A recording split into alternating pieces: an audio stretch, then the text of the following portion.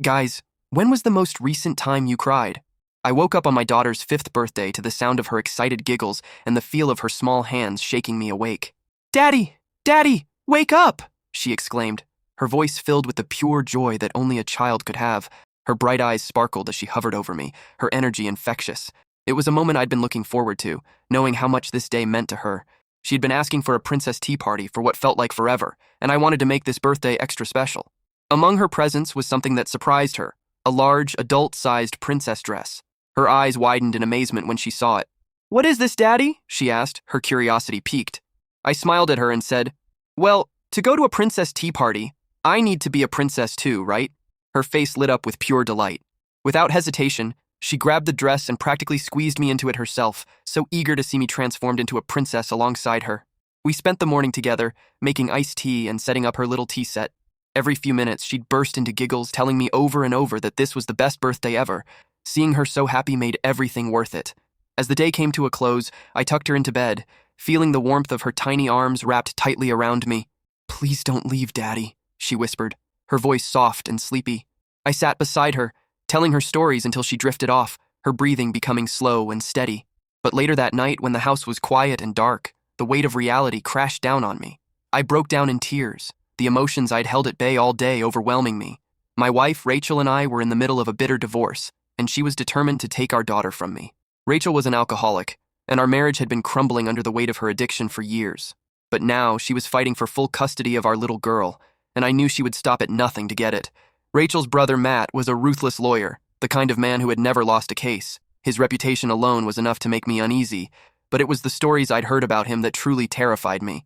There was one case in particular that stuck in my mind. Matt had represented a woman who was a complete mess.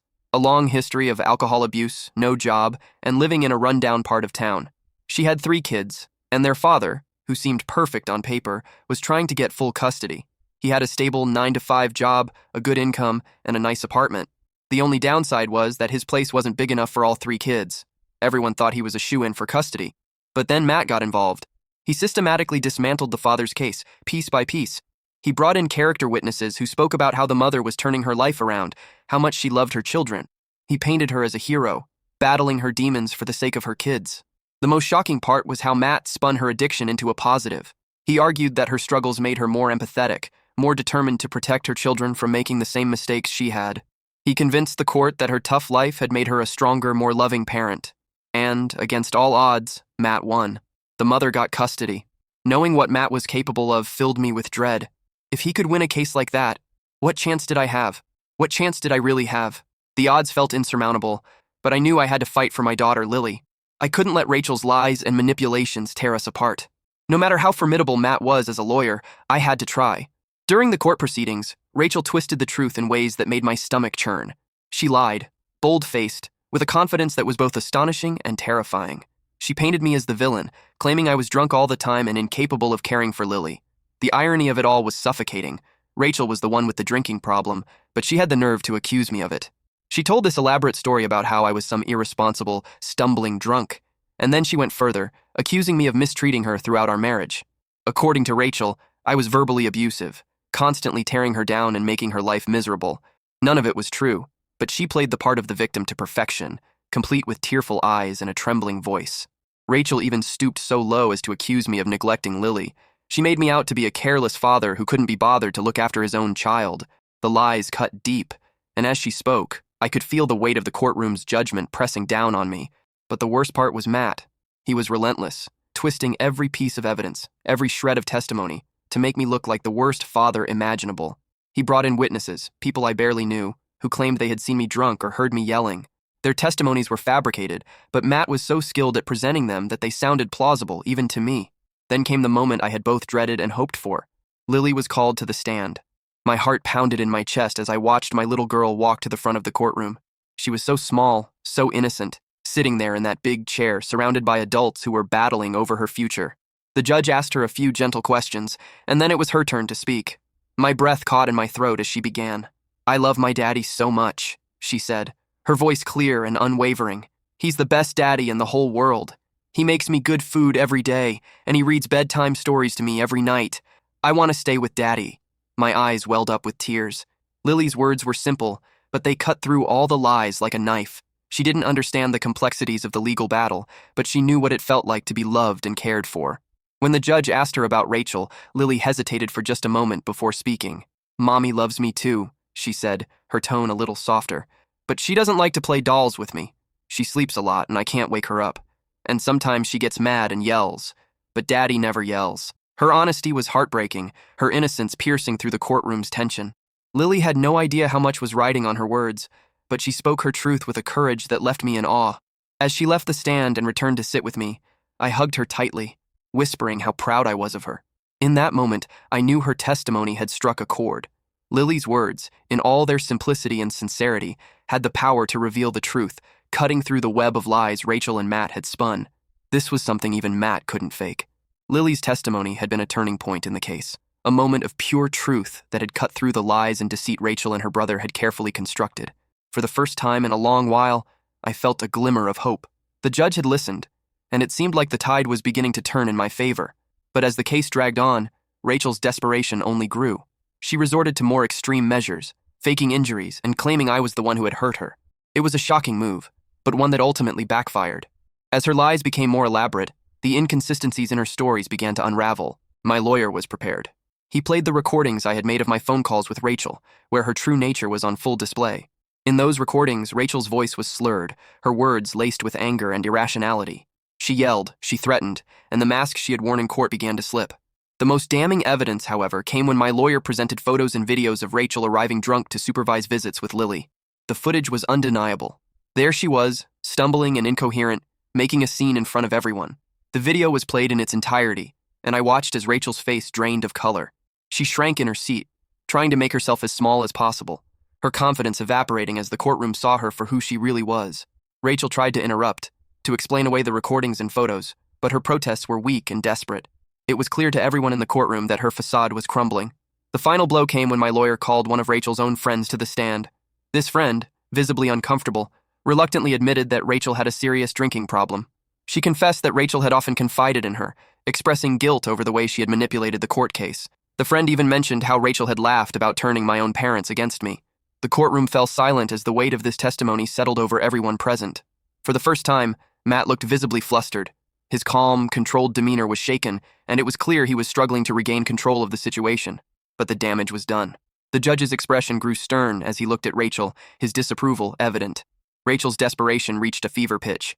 She lashed out, making frantic attempts to deny the evidence, but her stories were riddled with inconsistencies. She claimed the recordings were fake, that the photos were staged, but her arguments were weak and unconvincing. The judge, taking it all in, finally spoke. He stated that the evidence presented showed a clear pattern of instability and dishonesty that could not be ignored. Hearing those words was like music to my ears. Rachel's lies were unraveling right in front of her, and there was nothing she could do to stop it. For the first time, I felt like I could actually win this fight, that Lily might stay with me after all. To bolster our case, my lawyer presented moments from my life with Lily. He showed photos of our camping trips, her school achievements, and our quiet evenings spent reading together. These weren't just pictures. They were a testament to the love and care I had for my daughter.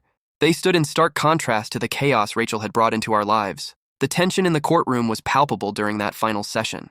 Matt tried once more to paint me as an unfit father, but the evidence against Rachel was too strong to ignore. The judge was no longer swayed by her theatrics or Matt's cunning arguments. He saw the truth for what it was. And in that moment, I knew the tide had finally turned in our favor. The judge called for a recess, and we were all left in limbo as he took the time to review the mountain of evidence and testimonies. My nerves were frayed, and I found myself pacing the hallway outside the courtroom. The weight of everything that had transpired pressed down on me, and the only thing that brought me a measure of calm was a simple drawing Lily had made. It was a picture of the two of us, hand in hand, with big, happy smiles on our faces. That innocent piece of art reminded me of what I was fighting for. As I stared at the drawing, lost in thought, I felt a small hand slip into mine. I looked down to see Lily standing beside me, her wide eyes filled with a wisdom far beyond her years. "Everything's going to be okay, Daddy," she said softly. I had told her those same words so many times before, trying to reassure her in the face of all the uncertainty. But now, she was the one comforting me, offering me the same words of hope I had given her. I squeezed her hand gently, feeling a lump form in my throat. When the judge returned, we all filed back into the courtroom. The tension was thick, the air heavy with anticipation. The judge began by acknowledging the difficulty of the situation and the emotional toll it had taken on everyone involved. His voice was steady and calm, but I could feel the weight of his words as he addressed Rachel and me. After what felt like an eternity, he finally delivered his decision. After careful consideration, he said, "It is clear that Mr. Thompson has the best interests of Lily at heart. Therefore, custody of Lily is awarded to her father." The courtroom erupted into chaos.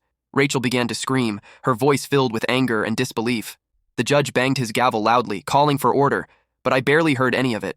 All I could feel was the overwhelming sense of relief and joy that washed over me. I knelt down and hugged Lily tightly, tears streaming down my face. Lily, always so perceptive, wiped away my tears with her small hands. She looked up at me with those big, innocent eyes and asked, "Will I see Mommy again?" I nodded, trying to keep my voice steady. "Yes, sweetheart, you can see her whenever you want, but I'll always be there with you." We drove home in silence, the reality of what had just happened slowly sinking in. Once we arrived, I busied myself with making dinner while Lily played quietly with her dolls. The atmosphere was calm, almost serene, but there was a sense of finality in the air, like we were stepping into a new chapter of our lives. At dinner, Lily looked up at me and asked, "Are we going to be okay, Daddy?" Her question broke my heart and healed it all at once. I smiled at her and said, "We're going to be more than okay. We're going to be happy." Lily's face lit up with a smile, and we enjoyed the rest of our meal together. In that moment, I knew that no matter what challenges lay ahead, we had each other, and that was enough. We didn't need anything else. The weeks that followed were an adjustment. I took a leave of absence from work to spend more time with Lily, helping her settle into our new routine. There were challenges, of course, but we faced them together.